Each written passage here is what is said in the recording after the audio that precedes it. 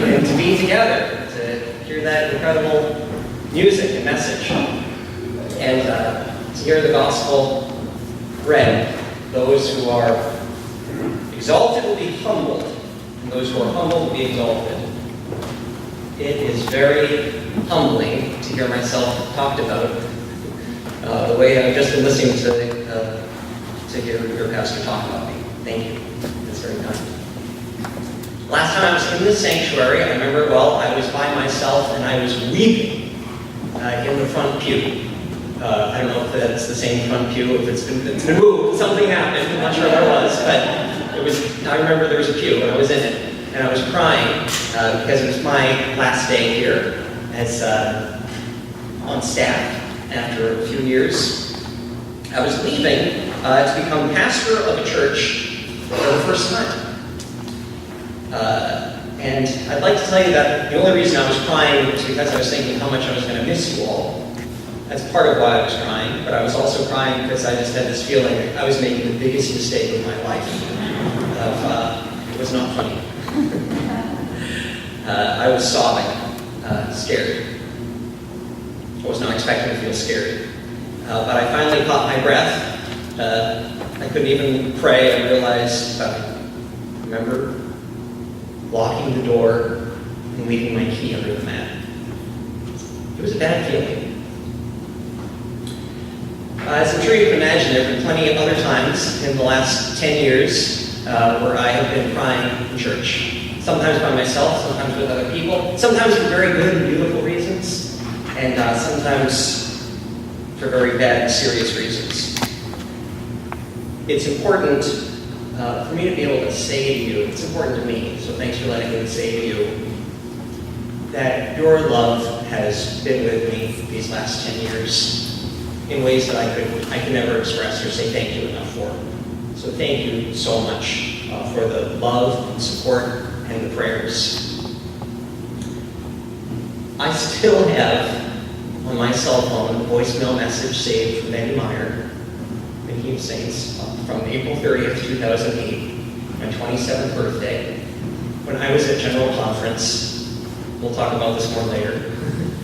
The church had just voted to say really horrible things about gay people, about gay and lesbian people, but I got this voicemail at a break. Will, this is Betty Meyer. I listen to this like twice a week. Saying, I know it's your birthday. I don't know if you're still at that conference, but we love you and we're proud of you. I played the voicemail for it, but I also, it might alarm you, because I also still have the same flip phone I had 10 years ago. Make you that worried.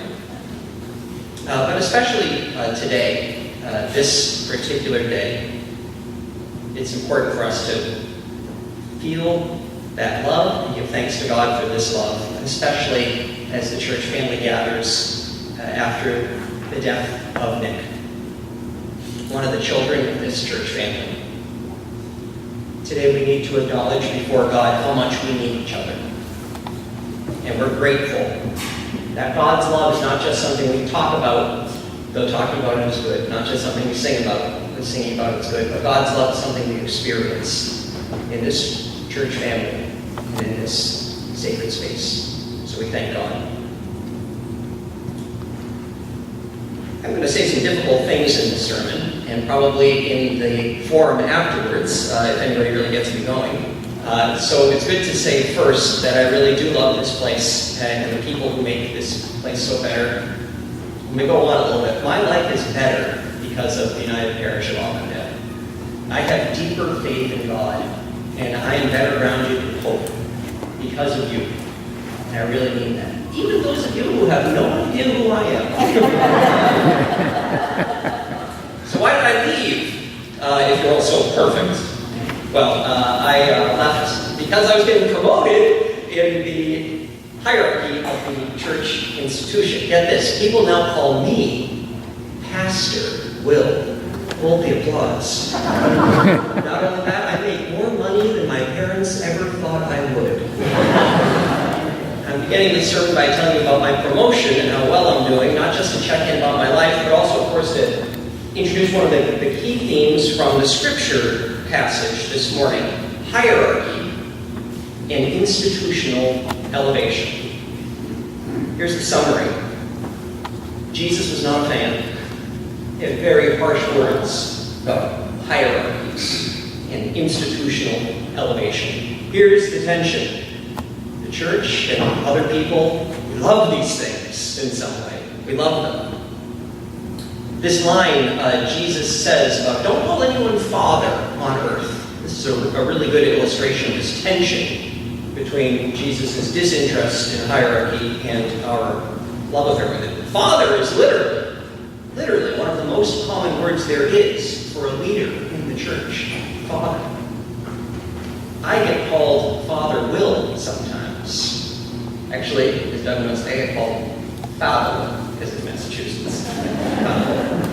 Sometimes I try to correct people, although there's no need to. We don't say father, say pastor. Or I say pastor, father's fine. I remember one time I got a handwritten note card, actually after I left the church, a beautiful note card from someone I love so much, and she addressed the note card, not making this up, even though it's a sermon, she addressed it to Pasta Will, P-A-S-T-A. This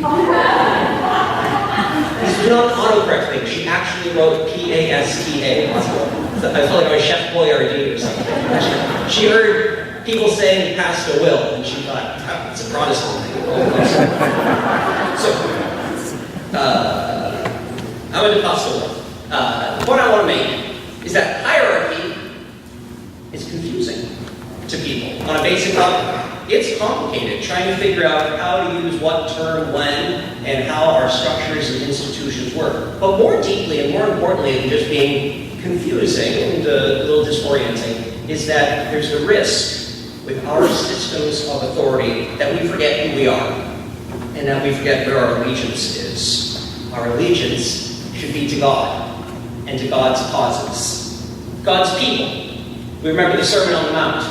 The hopeless, the grieving, the humble, those who hunger and thirst for righteousness, the poor. To say it in a word, God's cause is justice. We spend too much of our lives aligning ourselves with hierarchies when we should be aligning ourselves with justice. God subverts hierarchy, and so should we.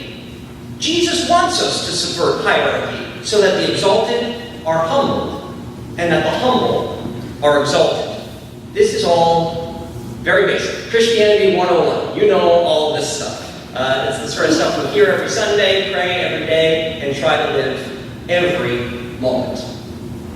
But one of the things that makes Matthew 23 so special and so wonderful, one of the reasons it speaks to my heart, is because while Jesus is giving this very basic, very simple lesson, this sort of 101 message in this chapter, Jesus gets abnormally pissed off. And that makes my heart strangely warmed. Because sometimes in my holiest moments, it can be confusing. It can be jarring. But I find myself getting abnormally agitated by the state of affairs, too.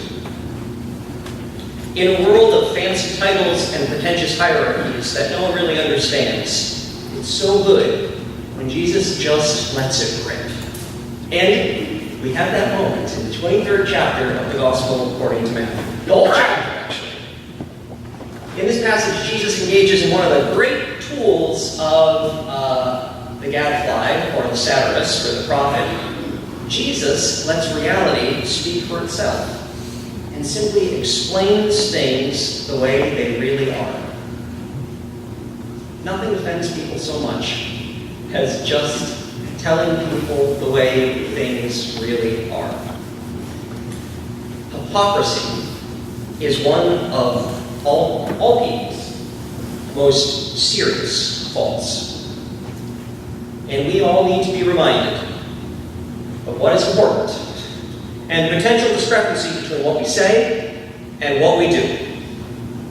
I want to call your attention to one of Jesus' outbursts that really gets it. It's a very cutting thing that he says in the 5th chapter. And this actually goes great with the children's sermon, which is why we planned this way.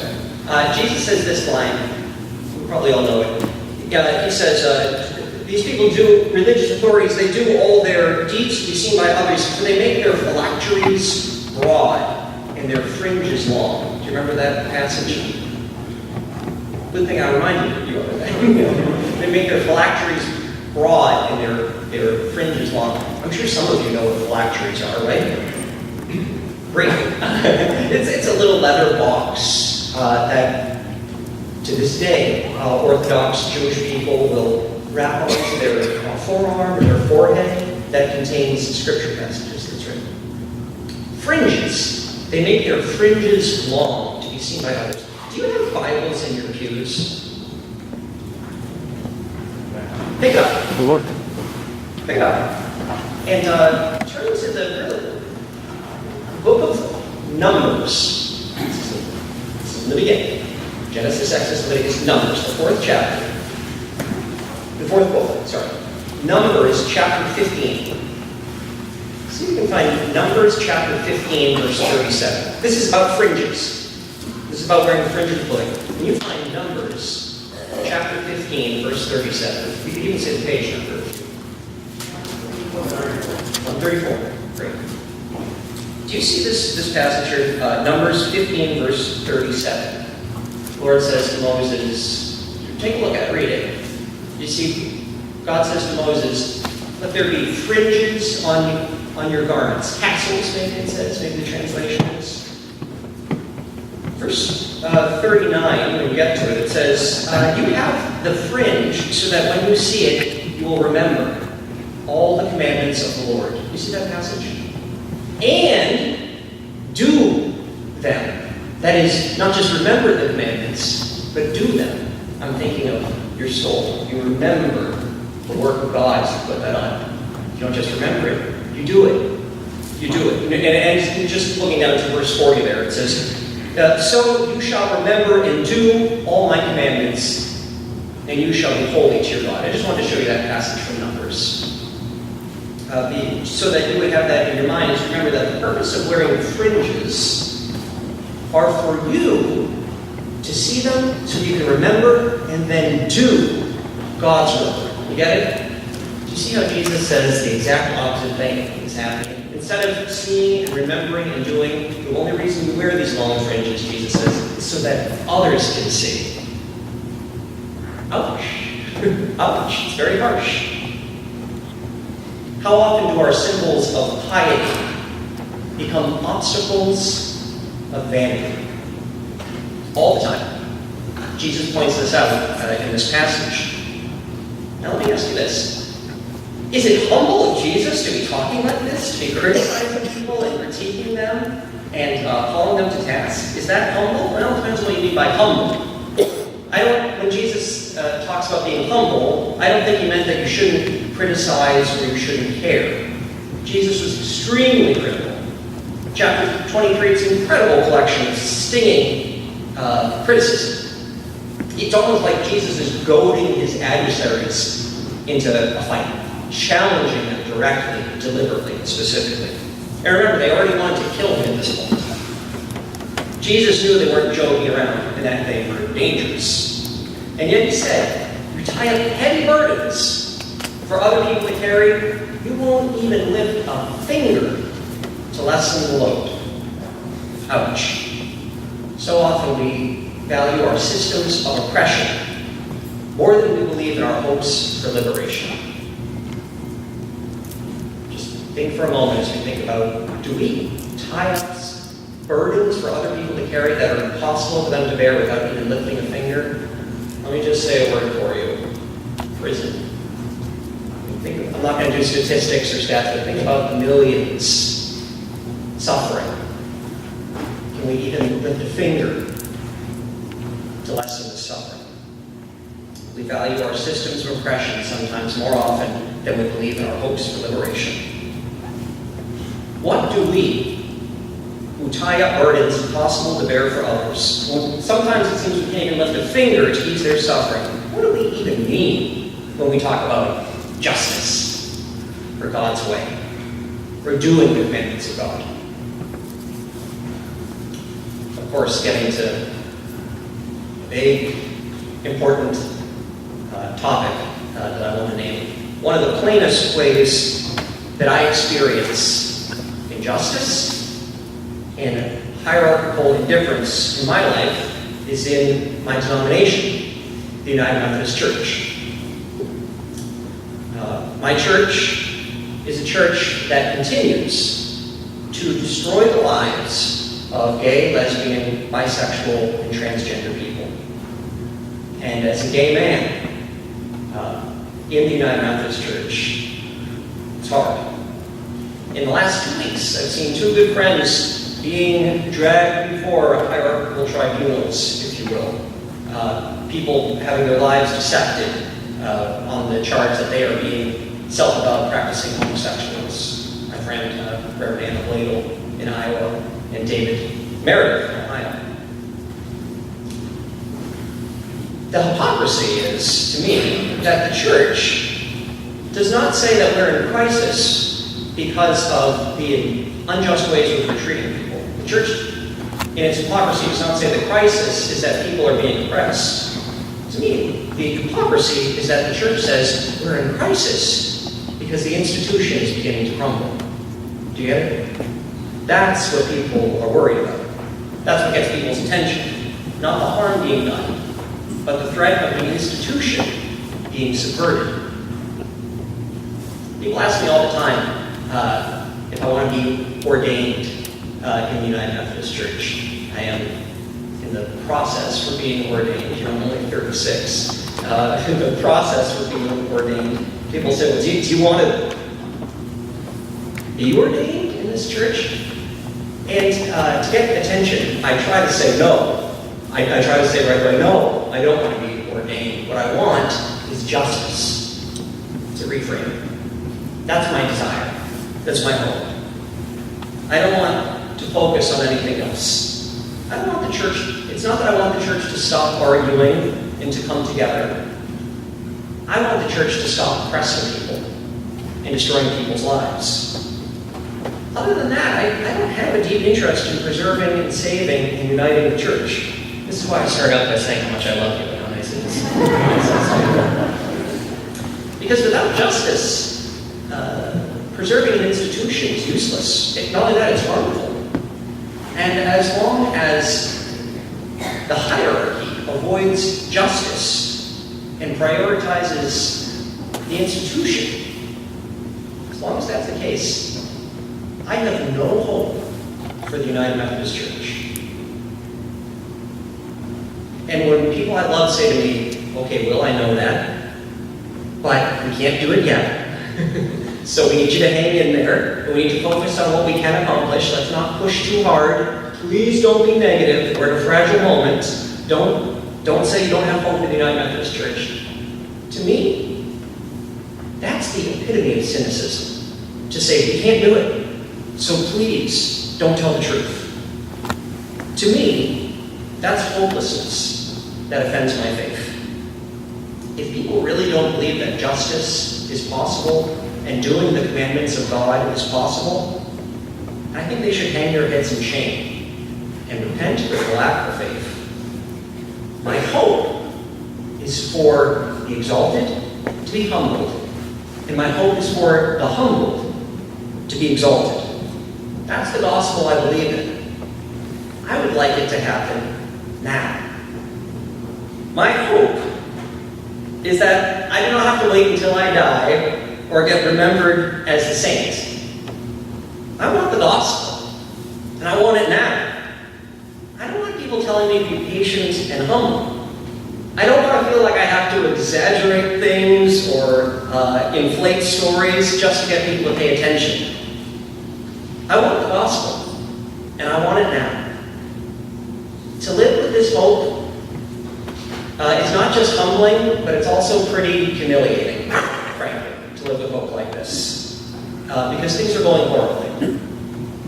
And to be honest, it is particularly horrible to get treated poorly by people who I love. I think in a way it's somehow worse to get treated by people in this way when you're actually trying to love them and feel that you are united in Christ. It's humiliating. and it's hurtful to be treated this way. The hierarchy of the church, to use generalization, does not see me as humble. It does not see people who share my hope as humble. For the most part, we're seen as irredeemably insolent, which is probably even worse than incompatible with Christian teaching, because people can say, it's your own fault, you're insolent. You know, people can say, yeah, maybe God made you gay, but I didn't make you a jerk. You know, you're choosing to do that yourself when you're insubordinate.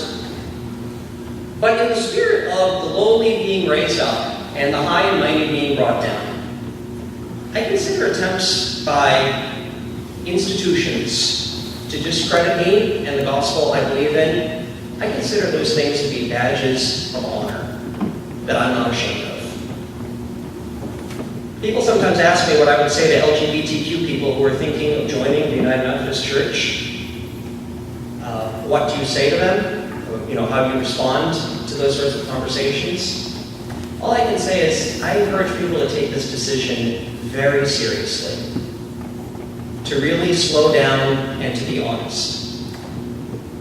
I also tell people that one of the most important things to tell LGBTQ people thinking of affiliating with United Methodist Church is saying that you need to know there is a chance that you will be kicked out or forced out at some level. I'm not so worried about gay and lesbian people choosing to leave the church. I'm more concerned about the people who are being forced out. Jesus was forced out too. It didn't stop him. And for those of us who are part of Christ, it's not going to stop us either. But we had better be very self-reflective and honest. Slow down to be able to see the state of things as they are. Being humble as opposed to being exalted is no joke.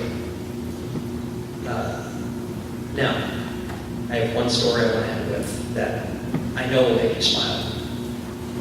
It's a UPA story for All Saints Day, because it's a story about a saint who used to sit right over there and is now in heaven. It's a story that took place on Halloween a few years ago. A story about Paul Dietz. Paul was a member of your church for many years. I'll give his bio in this way. He was a humble man. One October, he asked me to come to his house for Halloween to help him with trick-or-treaters, and I was very happy to agree. And when I got there, the first thing he said to me was, "Where's your earring?" And I used to have a little silver stud earring that I wear. I said, "I put my earring in." And he said, "No, not that little thing. Where's that big earring you normally wear that dangles down over your shoulder?" And I used to wear a microphone that had like a wire. I was wearing these big dangling earrings. So we finally figured that out. I told him, "I don't wear a long floppy earring, you know." He looked so disappointed in me. Anyways, I realized that there was one really weird thing about his setup for Halloween for the trick-or-treaters. There was no candy in the house, and I thought my job was to take the candy to the front door. I do exaggerate a lot. I've preached over 500 sermons since I left here, so I've done my share of exaggerating. This is a true story. Okay? It's a true story. Instead of candy, he had a bowl of quarters. And when I was way too intimidated to say, "Where's the candy?" But when the doorbell rang, he said, "Get the quarters." You know, he shuffled over to the door, and he opened, the kid said, "Trick or treat." And he said, "Who's got UNICEF boxes?" And some of the kids were collecting money for UNICEF, and he gave them quarters for their UNICEF boxes. Some of the kids said, "What's you know, we don't have UNICEF boxes." And to them, Paul said, "That's okay, I'm taking a collection." He pulled out a UNICEF box, and he said, "Here, you can take some of my quarters and put it in the box, and this will be the donation that I'll send to UNICEF." Not one child that Halloween said, "Where's the candy?" You know, not one kid. Every kid who came to the door was humbled. I don't know if they knew what UNICEF was or what was going on or who Paul Dietz is, or who the guy with the silver earring was that was there. It doesn't matter. It was this little ritual that was really beautiful.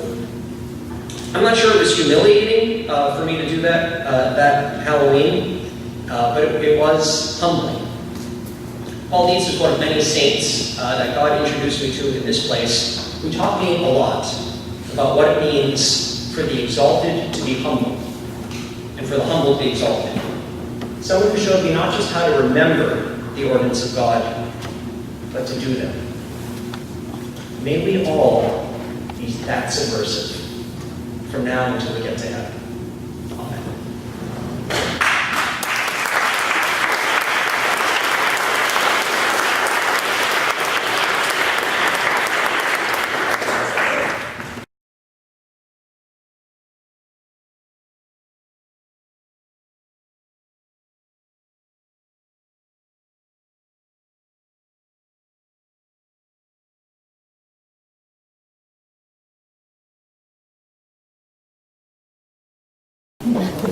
So we ought to offer a little bit of background about where this discriminatory kind of policy started, at least most recently in the church in the 70s. So you have a little bit of background about how the United Methodist Church changed in the early 70s. Yeah. Every 4 years, we set policies at an assembly, and starting in 1972, anti-gay policies were put in. I say it this way, it's gotten worse over time. Every 4 years, every 8 years, every 12 years, more stuff creeps in. First, it was the general condemnation of the practice of homosexuality. Then it became, that was 1972. In 1984, it became a ban on self-avowed practicing homosexuals in the clergy. Then a funding ban went into place. It follows the same, and then, a ban, when I say funding ban, promoting the acceptance of homosexuality, this sort of thing. That parallels life outside the church, though with different forms that discrimination takes. Except that it's gotten significantly worse. In 2004, there were new restrictive rules, I shouldn't say restrictive rules, new chargeable offenses were listed for performing weddings, in 2004. And it's held up. Why? When so many other organizations, and certainly the United States of America as an institution, is moving in the opposite direction over the same time period. And you also referenced something that happened with David Meredith with Anna too, great. And that might help to give. I mean, this hasn't changed then, and the way that we deal with people like David and Anna. Do you want to say more about exactly what those charges were and how that works? And I think some people are curious when you say, do you want to be ordained in the church? What you told us in the worship in the service was, when you say no. You don't have to repeat that to other people. But yeah, great. So what's at stake for you and for Anna and David and? Yeah, so there are lots of out gay and lesbian clergy in the United Methodist Church. For the most part, that gets handled on a regional basis. The rules are enforced regionally, not in one centralized place. So for the most part, in the northern parts of the United States, where things are better, we're allowed to have trials. Whereas in other places, yeah, exactly. In places, this is a broad generalization, but in the southern part of the United States, for the most part, there aren't trials because people are screened out and forced out. So you don't have trials in Alabama. Because it's just a different, more restrictive culture. Making Alabama out. So Anna's a pastor in Iowa. Anna runs the Wesley Foundation at one of those Midwestern schools in Iowa. I don't know, Iowa State, Iowa University. I can't tell them. Anyways, they came out. Anna uses they, them, theirs pronouns, and Anna has been out as gender nonconforming, as a self-avowed practicing homosexual for a long time. And recently at annual conference, went to the microphone and said, I'm coming out, and used the language, and there was a charge brought against them. The Bishop of Iowa at the time went through a just resolution process and dismissed the case. And somebody then brought it again and said, no, the bishop didn't deal with it sufficiently. We need to really go after Anna more. So that went to the Judicial Council, which is the top court that interprets law. And that was just a few weeks ago in Los Angeles. The Judicial Council said, this case has been dealt with. They did not punish Anna. But going through that process is, of course, punishment, being put up on, I said drag before a tribunal, not to be overly dramatic in the sermon. But David Meredith, pastor in Cincinnati, Ohio, he is married to his husband, Jim. They got married a few days before the last General Conference. And people are, David is being charged, he had 3 charges brought against him. Very technical, legalistic language. One of those charges is moving forward. The charge of disobedience to the order and discipline of the United Methodist Church is what he's being charged with. But the small victory there, though, was that what do you want to say more about? No, you personal. I don't know if it's fair to say that the church didn't judge him as a human being. It says that he wasn't in compliance with church law. So that there was a union that took place in the church was the offense. But they chose not to single him out as an individual, as a human being, which is this small sort of victory. It's hard to look at it as a victory, but right. Yeah, one of the charges is being charged with practices deemed to be incompatible with Christian teaching, and that charge did not move forward. It was the disobedience to the order and discipline. And another small victory, to look at it that way, is that Anna and David even exist, that they're in ministry, that they're doing what they do, and that was very different 30 years ago or 40 years ago as far as their ability to be out and confrontational with the system and to force things. So when I say things are getting worse, all of that's in the air too. Why does the church seem to be going, as you said, in the opposite direction of the country in total? It seems to be getting much more open, say in the last 20 years, maybe 30 years. But it just seems, why did the church get going in the opposite direction, do you think, than the country is? Is that an easy question to answer? Or? Yeah, Tony's debating whether or not we are going forward. Well, let's say sort of. But sure, yeah. The discussion purpose is to say we are going forward to some extent. But yeah. The church is certainly going counter to that, it seems. But right. Any reason why there's 2 currents going in, if not opposite directions, not in the same direction? Let me give my mean and shocking Will Green answer before giving a technical answer. You're welcome. The United Methodist Church is not going to change on this. What we're seeing is the church will disappear before it will be welcoming of gay and lesbian people. That's a minority position. The technical answer that response that many people would give is that the lingo is we're a global church, which is to say we're comprised of people from many different cultures. And looking at the cultures which make up the church, sexuality is the most complicated, dangerous, and difficult topic that we can talk about or not as humans. And westernized concepts of homosexuality just don't translate across these barriers, and that as long as we're pushing a liberal gay rights agenda on other countries, people won't vote for it. That's the kind of standard technical response. So who is driving the bus? which bus? Yeah. The traditionalist bus. Well, No change bus. I think 2 things are driving it. And I think people who have a sincere, heartfelt, Bible-based, I'm going to say something nasty here, opposition and understanding of sexuality that is not, that is, one man, one woman, heteronormative, this sort of thing.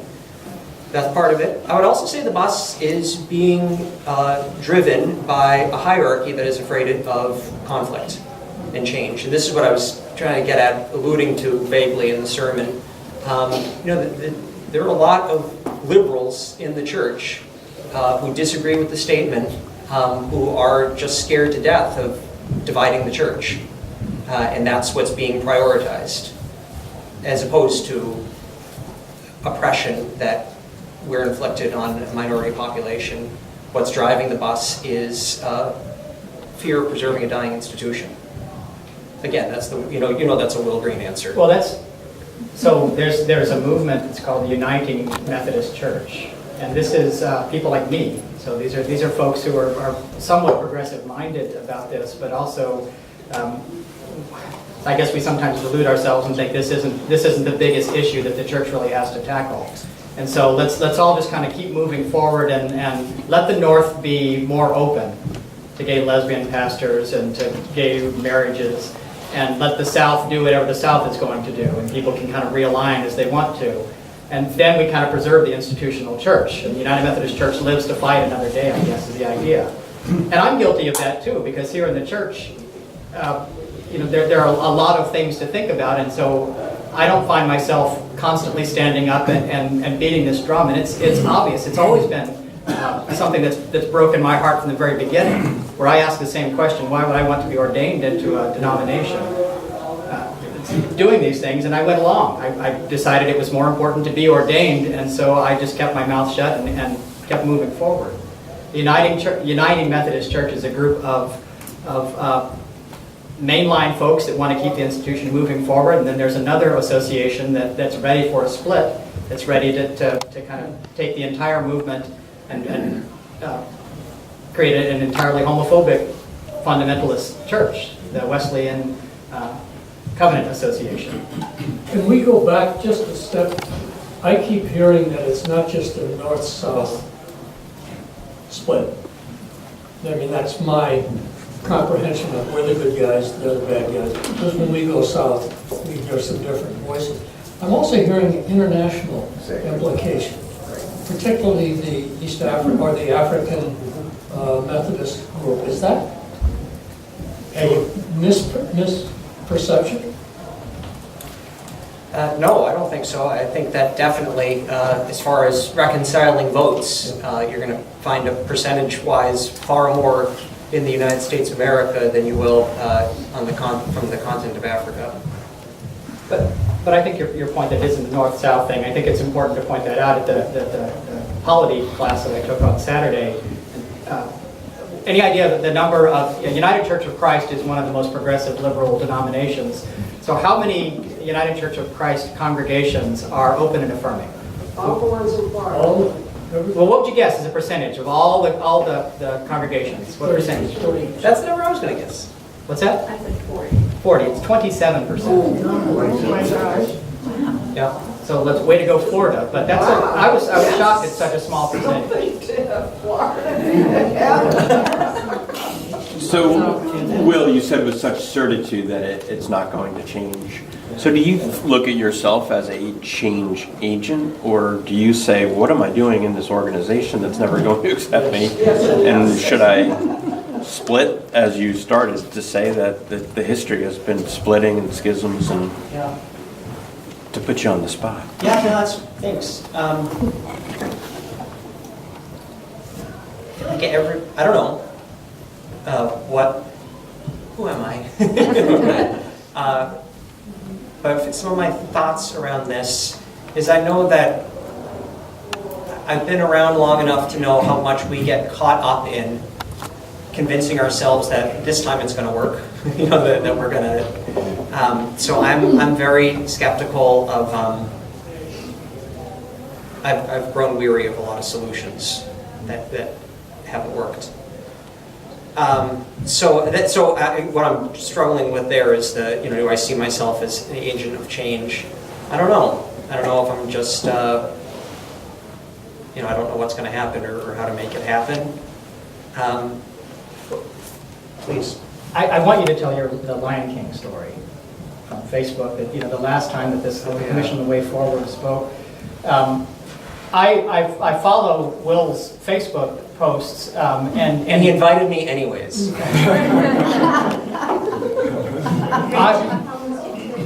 Because I obviously Will's an agent of change, and He's afflicting the comfortable, and I'm the comfortable. And so I can't say that I was, when Open and Affirming said we want Will to come, I love Will. I love what Will offers.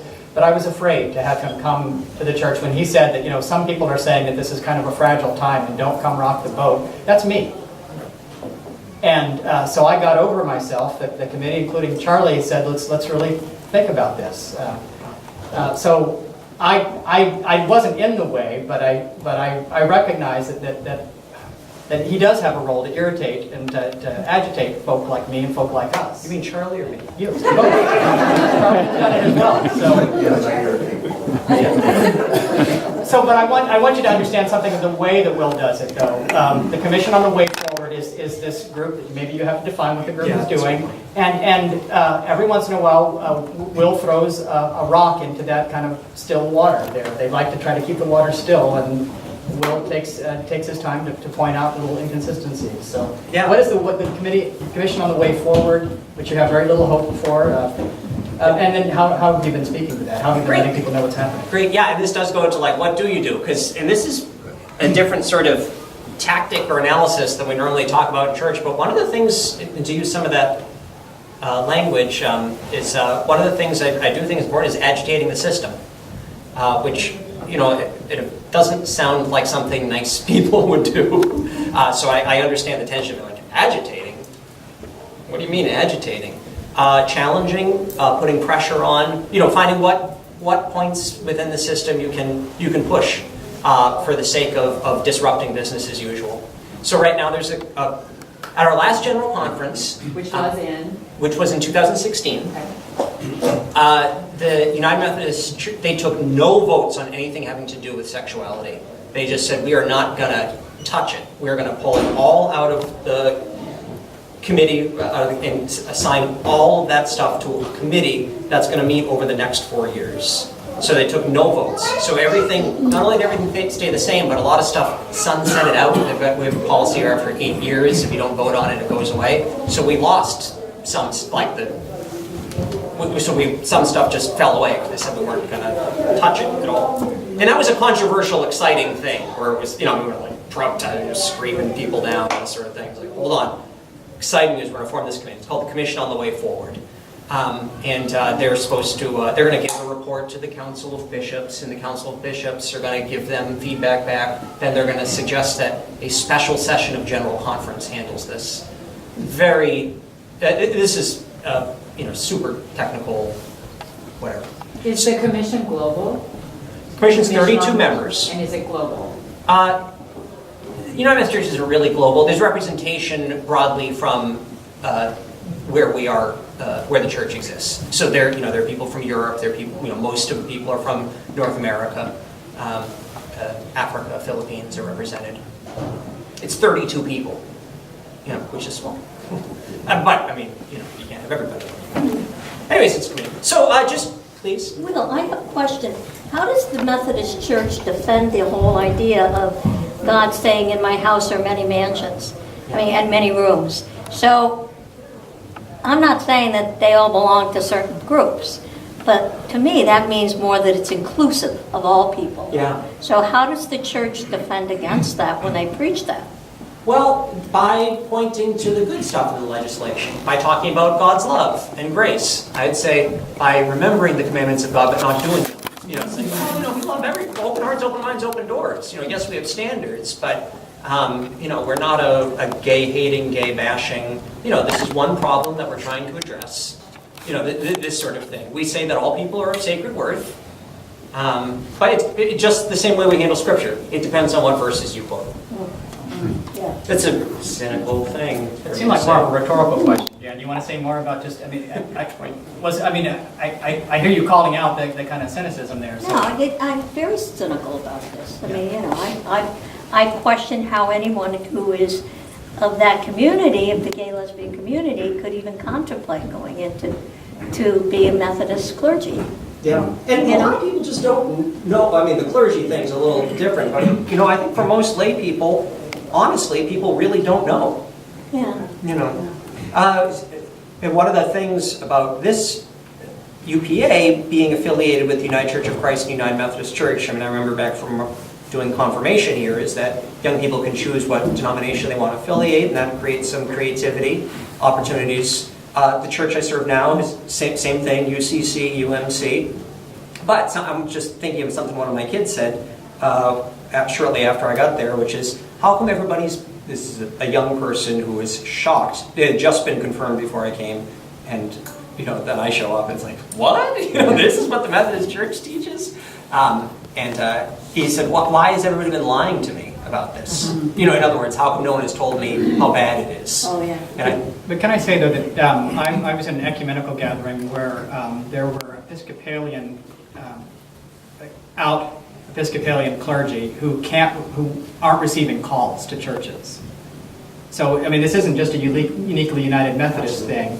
And to the United Methodist Church's favor, the United Methodist Church is an appointive system, and so I'll pick on you, Will. So Ballard Vale didn't really have a choice in receiving Will. They couldn't gather together and say, we want this particular set of skills. We want a pastor who has this many children in a relationship. Right. Will was appointed to them, thanks be to God. And that happens in the United Methodist Church, that if you can move through a system and a part of the country that is open, then you have the opportunity to go to places in open minds in a way that it's not necessarily true in the Episcopal Church or in Lutheran churches. So That's the strength of the system. I mean, it's hard to point to that as a strength, but just to say that the United Methodist Church isn't this devil over here, and all the other denominations are functioning. Let me tell you about the UCC next. Next week's sermon. No, but I really don't think it's that some churches are better. This is like, why don't you become UCC? And like you're saying, no, I mean, how I talk about my own family, never mind other, but it's like, it's not that that's better and this worse. It's a question of justice. So it's kind of along these lines. So here you are, not ordained. Two questions. One is, can you keep going at where you are and keep being employed for the rest of your career at wherever, I don't know how to describe it, wherever you are? And or do you every year say maybe I'll be ordained now? Or I don't get the ordination. The discernment process? Yes. Really unsatisfying answer. I don't get it either. There's a lot of deep reflecting going on. Could I keep? I mean, I am doing what I'm doing. Yeah. As that story illustrates, we have a problem. I'll say probably the most progressive conference in leadership is New England. I mean, maybe not. Maybe but I'd say probably. And as far as making spaces for LGBTQ clergy, yeah. Of course, there are gay and lesbian people who are forced out one way or another. Maybe that can happen a lot of different ways. I know gay and lesbian people right now who are not officially appointed to the church, but they're the pastor. Then there's a retired person, kind of. I mean, I get a lot of privilege and a lot of breaks. I'm a powerful person in the New England Conference. I have a lot of friends and a lot of political resources. Or I used to have a lot of friends, but so as far as there are other people who don't. I mean, there are other people who just don't have it as easy as me, who are gay and lesbian. Because there's always this. There are so many gay people I've known through the years who tell people, "Don't shake the system. I have a job. I got in and closed the door behind him." And almost everyone in the church sees themselves as an agent of change in some way. I mean, nobody says, "I want to be a Methodist because it's the perfect church." Everyone says, "I need to change the system from within." That's the party line. I mean, there's nobody who doesn't. That's why I'm suspicious of that sort of thing, or why in myself also. As far as keep doing what I'm doing, I mean, am I gonna be one who gets kicked out one day like that? I doubt it. I really don't think. I mean, knowing this conference as it exists, no, it's not going to happen. I'll be fine. I could probably, I'll probably be just fine. Are there any restrictions on your becoming ordained? No, I'm not. I mean, besides the obvious. When I sit down, I always write in my ordination papers, I talk about my boyfriend and, I'm out. And not just, I don't mean that in a segmented, compartmentalized way, but I mean, when you have to write theological reflection papers for ordination based, I'm always writing about sexuality and oppression and my experience as a gay man. That gives us a lot to not talk about. They'll say, well, let's look to page, 35 where you talk about. But if you perform a same-sex wedding, do you expose yourself to the hierarchy? Because the little I know, I thought there was a case down in Pennsylvania where that was what that's what brought the attention. Yeah. So, I'm exposed. But yeah, the pastor in Pennsylvania, Frank Schaefer, is that the name? Yeah. Let me share this just kind of. So Frank Schaefer is a pastor now in California who was in Pennsylvania, performed his son's wedding, Tim. And Wasn't it at your church? it wasn't at my church, but Tim was a member of the church in Hull. So here's the story. One Sunday, at coffee hour, Tim was super quiet and I knew his dad was a pastor. I knew he was gay. I knew he was there with his partner. But one Sunday after church, Tim said, "My dad is going to have a trial because he did my wedding, and he's wondering if he can call you to help." And my first thought was like, this kid doesn't know what he's talking about. His dad's not going to have a trial, it doesn't have... Anyways, I called him that afternoon, it was Frank Schaefer. And, sure enough, there was a trial, and he was defrauded. So that's an example of where they have trials in that Eastern Pennsylvania conference. Beth Stroud, do you remember that name? I love UPA. That's where Beth Stroud's trial was. Are we going to do a trial in New England? No.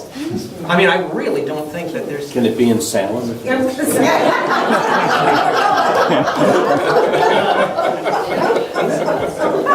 I've been trying to remember the name of a book I read. I'm miles away, I'm neither. We know. My denomination is UPA, and I just love this place, and I pop in from time to time. I read this book that I think everyone should read. I read it a long time ago. It's called The Nuns of San Ambrogio. It's a big, fat, nonfiction book about a nunnery, and I can't remember the European country that it was in, but it was just like the most absurd things were happening, and the hierarchy was, turning a blind eye, basically, for the longest time. And I'm just thinking of the parallels. This was another time, but what you're talking about is now. And just this, the gap between the people and the hierarchy. And why, how you can be in an organization. I read that book, The Nuns of San Ambrogio, and I'm like, okay, if anyone wants to hate the Catholic Church, you just read this book and you can hate the Catholic Church. What's that? So hearing this story, it's like, how can you love this organization when this is the hierarchy, when this continues to be the hierarchy? And for somebody like me looking at it, from a distance, how, I have so much respect for you, Will, and for Doug, and for this place, but how is that? How do I separate that from the hierarchy defining what the church is? Why isn't it a good thing if this bad organization disbands, implodes, goes away? Why isn't that good? I'm not sure that it is. Fostering something that we all think is bad. Yeah, I think that way a lot. Our responsibility is to fight like hell. And if the whole thing burns down, then thanks be to God. Glad we're in the basement now and not in the pulpit when I say that. But I definitely have those moments and those times where I feel that way. So why do you stick where with it? resistance. Why do you say this organization is not a force? It's both a force of good and a force of not good. That's right. How do you stay with the part of it that's a force of not good? I think this is also the nature of justice ministry in general. Of having this deep critique and discomfort and sense of what is wrong that must be resisted, knowing you probably won't win, it probably won't work, might not work out. You don't know how it's going to work out, but you do it anyways. So because so many people get caught up with it. No, the United Methodist Church is great except for this one thing, so we have to preserve it. It's like, who are you trying to fool? I mean, I'm just not there. I do think, and I know I'm all over the place here, but I do think that female ordination in the Roman Catholic Church is an excellent comparison for where we are in the UMC. And I remember someone making that, a Catholic woman making that point to me 15 years ago, and I was heartbroken. I thought, you weirdo, you know, like I'm nothing like you, you know. And she said, no, it's the same. I really see that connection now, like back to, you know, with society moving so much. You know, we think about, you know, this enormous church, the Roman Catholic Church, does not allow women into its hierarchy in a certain sense with this gender ban. How can that be in 2017? It's like, well, they just do it. Who's going to stop them? And I see a similar sort of parallel with the United Methodist Church in our ban on gay people. Are there laws that come into play here that help? Religions can do whatever they want. I mean, I don't know, I'm not a lawyer, obviously, but they're not subject to laws, or laws don't apply, or no discrimination, legal issues, that type of thing? Well, our church, the United Methodist Church, has a non-discrimination clause. As far as just general employment. So our general agencies and boards are very clear that they don't discriminate. But as far as the religious exemption, you can't. Thankfully, the government cannot dictate what how a church defines its clergy. One of the things that we remember about you, maybe 10 years ago, being upstairs, somebody asking that kind of question, why do you stay with it? You have options. Why are you on pushing this rock up the hill when you know at the end somebody's going to say no? And your answer to us was basically the one you just given. Oh, thank God. And that was before you became senator. No, but it stuck with us that you were more willing to stay in the game than to take an easier step, which in this congregation would have been shift over to, the sainted UCC system. And you said, no, I'm staying with what I believe. And we talk about that a fair amount. And you were at the time about 12 years old. But it was an impressive comment. Thanks. Well, and also no disrespect to people who do leave the United Methodist Church, because I see a lot of vilification and demonization of people in that sense too, where it's like, well, I hear so many people say, I'm going to stay and, you can leave if you want, but I'm going to stay and fight. And I say that you're not fighting anything, I'm suspicious of that. So if people do need to leave, that's back to that, it's a very serious conversation that requires deep discernment and slowing down about joining, about ordination, about all this stuff. Well, we carried into that meeting, it was died in my pocket, a resignation from the UMC. And of all people, Karen Agnew said, listen to Will. We still have that. We still have that letter. So it's hanging over. So, but Will, back to this commission, 32 people, they're kind of meeting off on the side somewhere, they're discerning, they're talking, and then what? Before 2020, they present something to... We're going to have a special session in General Conference in 2019. We're breaking the 4-year cycle just to handle sexuality and unity. Yeah, it's big. And so is that, and then do they bring everyone back together? Yeah. Okay. It'll be in St. Louis in January of 2019. And then again the following April of 2020. So is one of them to talk about things and the next one is to vote? Or No, the 2019 is their, so it's called this called session. So the only thing they can do is respond to the reason for which they were called, which is to receive a report from the commission on the way forward. It's going to be a shifting of the chairs. It's going to be, it's probably going to be kind of let's let progressive places have more flexibility and conservative places have less flexibility, or let's let local, they call it the local option, let's have, different areas decide. The reason I don't like it is because we're already doing that. And also, I don't want to confirm discrimination anywhere.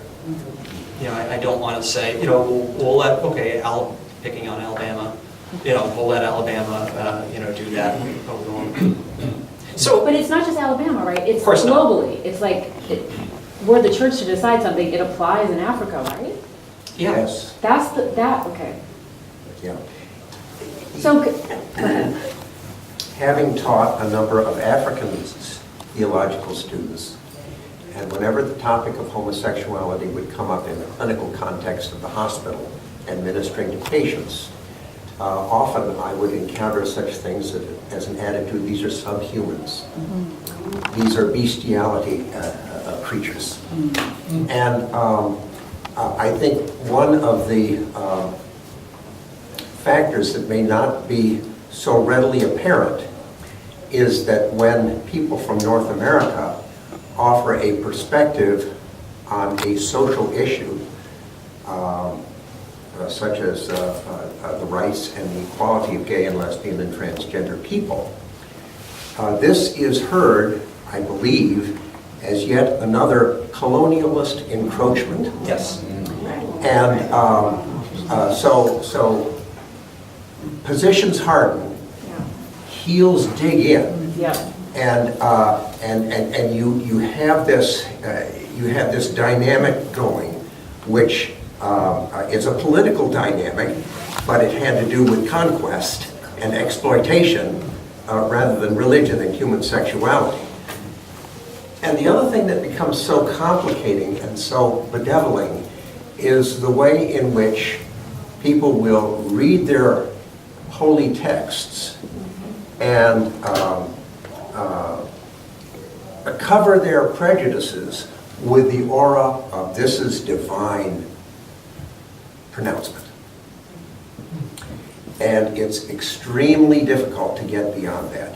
One of the things that I'm aware of within the United Methodist Church is how do we define the sanctified life? And who is holy and who isn't holy, and who is holier than thou. So it's exceedingly difficult. And this is where biblical scholarship, Hebrew Bible scholarship comes in, because there are people who have spent time looking back and applying the scholarly tools to figuring out what the attitudes were at the times when some of these things appeared or written in the early literature, some very condemning things. And as I expect you remember, there were people who said, this is a group of people who are trying to move into a new territory, and the last thing that they need is the most important thing that they need is more people. You just need to be able to people the earth so that you've got a larger force to bring in. It's a kind of sociological argument. And if you, in fact, have people in your group who are not producing others, then that is a detriment. And that became a hardened position. So it was like a political thing, really. And I think that has been debunked. Will, you know more about this than I do. I doubt it. I think it's, So, times change, reasons for doing these things. And if only the seminaries would understand this and start teaching some of this in a more active way, I think we'd start at least tapping into the roots of some of this theological training that goes so awry. So, but an obvious split would be North America versus other, right? It could split, not north-south, but it could be no longer a global church in the same way. yeah, that could happen. Right. Well, in Scotland, the Church of Scotland has just changed their views. Yeah. The Methodist Church?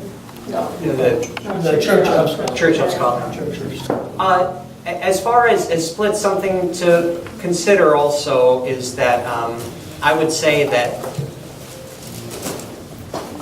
If the far right leaves, the Western Covenant, the Wesleyan Covenant Association really does split conservative lines, and then leaves the moderate liberal church, we're still going to have a lot of issues around sexuality, in particular because we've had so many decades now of forces within the church upholding the party line, and enforcing rules that they don't.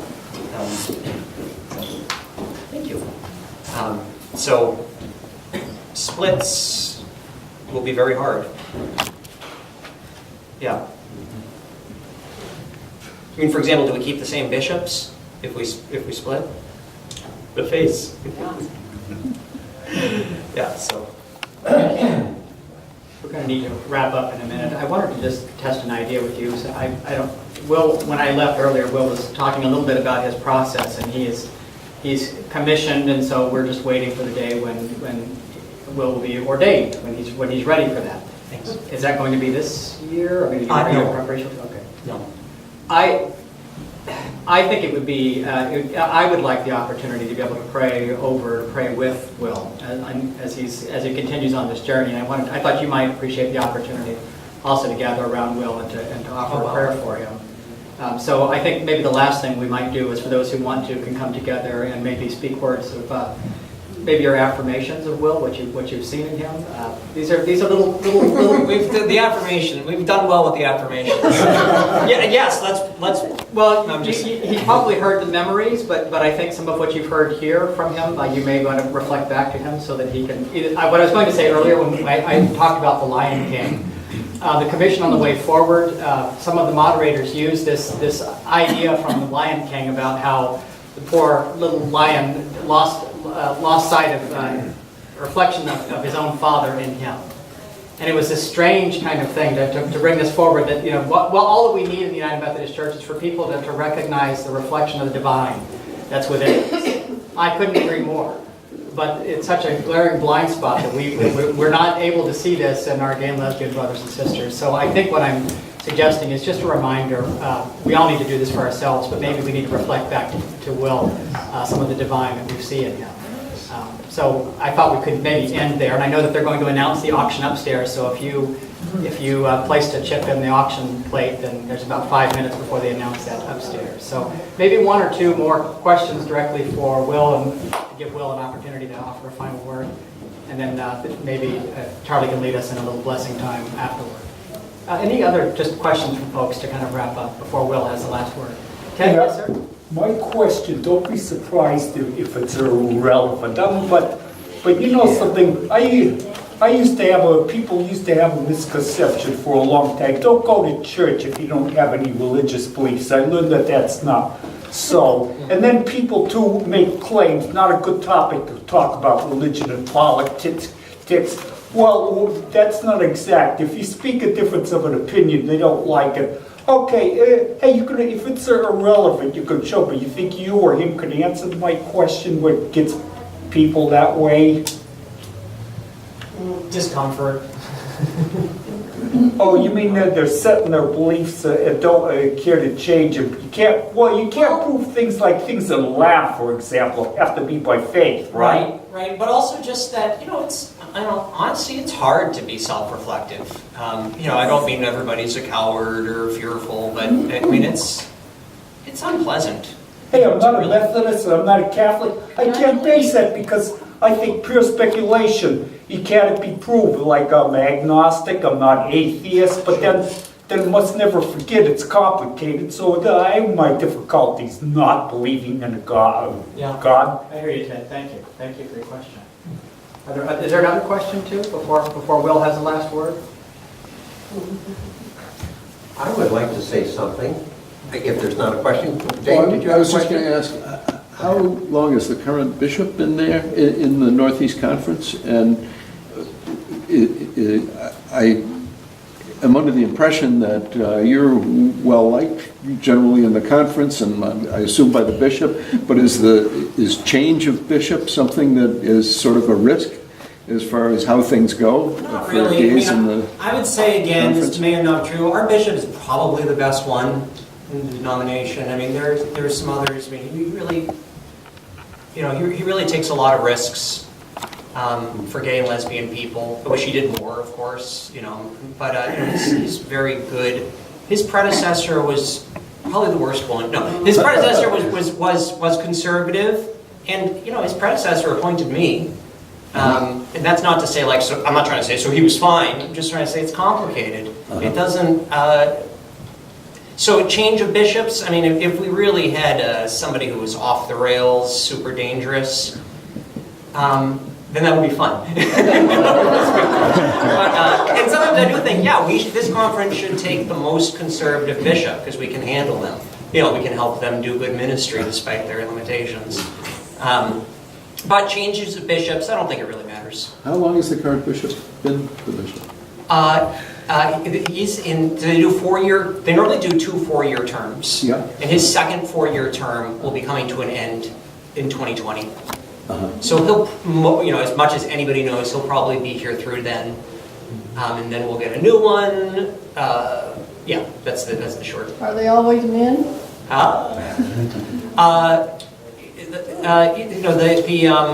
No, there are some female bishops and the same patterns reflecting gender diversity and other forms of diversity are reflected in the episcopacy, which is to say, lots of white men. Wasn't our former DS appointed bishop in New York or something? Yeah, our 2 former DSs here, both Bishop Easterling, Luttrell, and Bishop McLean, Martin. Your 2 previous DSs were elected bishops. One was a woman. Yeah, she's now the Bishop of Washington, D.C. Maybe she's the best one. Yeah. She's pretty neat. She's pretty good. She's pretty good. Charlie? The one thing I would want to say is that in the discussions of open and affirming, I think the consensus to invite Will was a good one. And what I also want to say is that the voice that you have and the impatience and the sense of justice is absolutely a lifeline for the United Methodist Church. And without the kinds of things that you are doing with some allies, it would be very dark and hopeless. So, in your efforts, Godspeed. Well, final word from you. We'll keep pushing. You've probably derailed my life for another 10 years by having me come here with all this encouragement and grace.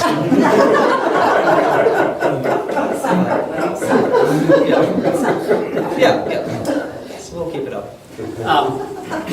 So I talked about the stole that I wear. Hopefully it's not tassels that I show off for other folks. I appreciate that word too. The hands on the shoulder, it's a powerful memory. And Will has made a choice not to wear the robe, not to set himself so far apart. I mean, you could say more about that, but I've always noticed in his ministry that he wears common clothes, nice common clothes. So I thought we might make maybe kind of a human stole, which is to say that maybe we can gather close to Will and place some hands or arms on his shoulders and just encouragement for the journey. Problems with that.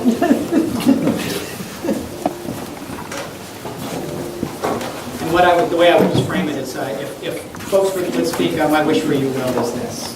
And then I'll say the last word again. Anyone can speak. Just saying my wish for you, Will, is.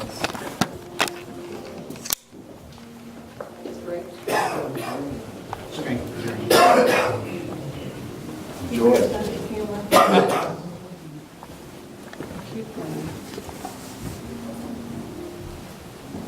Know that we're with you. Never lose your holy impatience. Ground in the spirit. God bless you.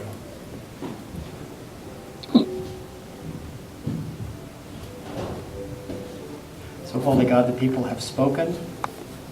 They have raised up a man for such a time as this. I thank you for strengthening Will, for sending one into his life to hold him in those moments of darkness. And pray that he also remembers the feel of these hands on his shoulder. That they're yours. Blessing, peace.